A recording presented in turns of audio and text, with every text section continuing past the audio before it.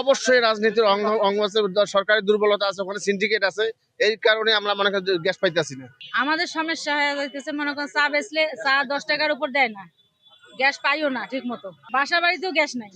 রাত্রে মনে করেন অনেক কষ্ট করে পাক করা লাগে লাইনের গ্যাস দিয়ে, এক বেলা পাক করে 3 বেলায় খাই। এখন 2500 টাকা দাম, তারপরেও গ্যাস পাই না। তো এখন আমরা কি মনে করবো, এখন আমরা কারে দোষী বানাই? সিন্ডিকেট যে কে করতেছে না করতেছে এটা তো আমাকে জানা নাই।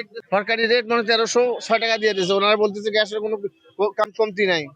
আর ওরা মনে করেন গ্যাস লুকায় লুকায় মনে আইন টাকা বেশি দিলে তাহলে গ্যাস দিয়ে যায় 2500 টাকা, তার নিচে কোনো গ্যাস নাই। তাহলে কোনো গ্যাস নাই, আমরা গ্যাস পাইতেছি না। বাসার তো একবারই নাই। অবশ্যই রাজনীতির অঙ্গ অঙ্গ আছে, সরকারি দুর্বলতা আছে, ওখানে সিন্ডিকেট আছে। এই কারণে আমরা মনে করি গ্যাস পাইতেছি না। আর চার দাম 18 বাড়েছে, 10 টাকা 1 টাকা বাড়েছে, মানে কেউ দিতে চাচ্ছে না। আমরা আগের দামে চা বেচতেছি। গ্যাস তো আগে 1200 টাকা করে আনতাম আমরা, এখন 2200, 2300, 2400, এক এক জায়গায় এক এক রকম রেট। এখন এটা তো আমাদের জন্য অনেক হয়ে যায়, কস্টলি হয়ে যায়। কাস্টমারের লগে ঝগড়া করতে হয়, চা বাড়তি দিতে চায় না কেউ, এই জন্য একটু সমস্যা বোধ করতেছেন। এটা আমার মনে হয় এটা সিন্ডিকেটের কারণ হইতে পারে, বিভিন্ন কারণ হইতে পারে, এটা আমি শিওর জানি না।